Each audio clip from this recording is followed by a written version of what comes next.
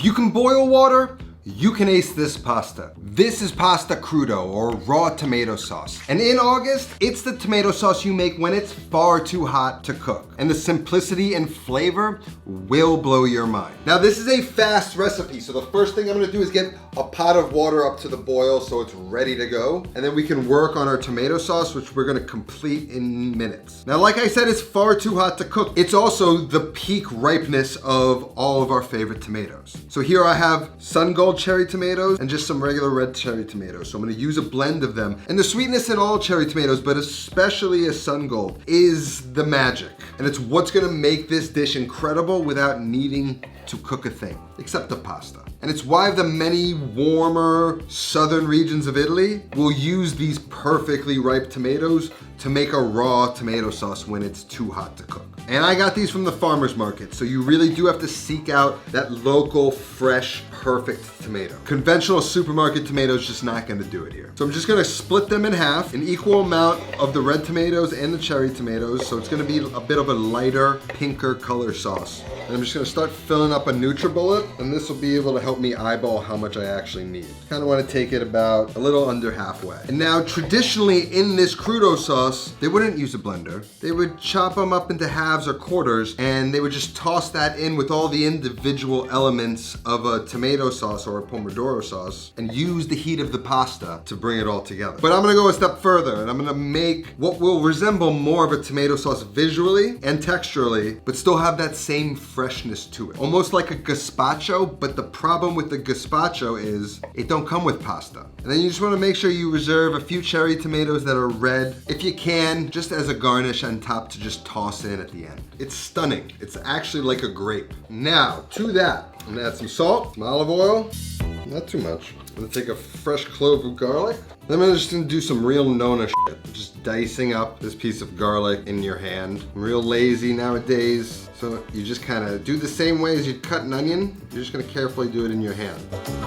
Now to that, just gonna need the cheek of a lemon, and this brightness is just gonna kind of mellow out that garlic and just bring a real nice citrus brightness to the tomatoes. Creates more balance than just sweet candy. In with some Parmigiano Reggiano. Then we're gonna get the blender top on and we're gonna puree that until smooth to see what kind of consistency we've got. Mine's a little bit thin right now. Gonna go in with a little bit more Parmigiano Reggiano and then just a little bit more salt. That's a bit better consistency for me. It's nice and thick even in the raw state. Much like in like an Asian dish. The sweet, the salty, the sour all hit you.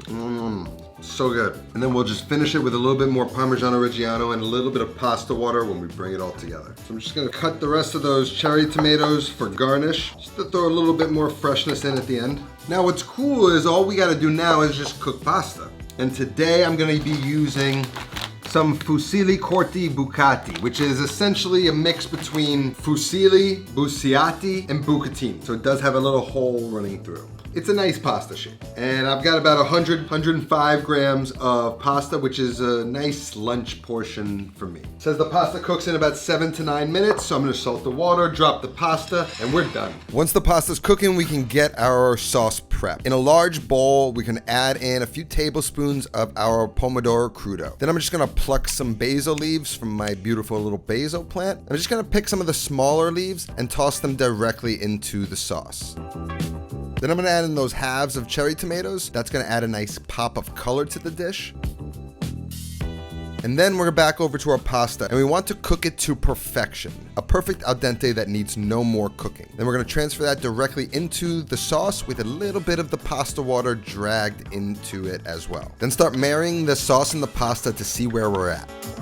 Then just a little bit more sauce and a little bit more Parmigiano cheese, just to ensure that that sauce is tight and clings to the pasta. Then we can toss it all together and then we can plate. Add the pasta to the bowl in a nice beautiful mound. Then we can sort of spoon on top those cherry tomatoes as a nice garnish. I'm gonna go on top with a little bit more sauce. Then I'm gonna go on top with my basil. I like the little leaves. A little bit more Parmigiano cheese, a little bit of lemon, and a final drizzle of extra virgin olive oil. Between the sweetness and the lemon acidity and the cheese and everything else, there's a smoothness to the whole dish that is reminiscent of like a classic tomato sauce, but different. Slightly pasta salady, slightly tomato saucy. I can't describe to you how satisfying it is. You truly must try it, but only if you can find proper, perfect, ripe, local, fresh cherry tomatoes. That is the magic. Full recipe is gonna be linked down in the description. I'm gonna go make love to this pasta. That's all that I have today. I'll see you next time. Until then, take care of yourself and go feed yourself.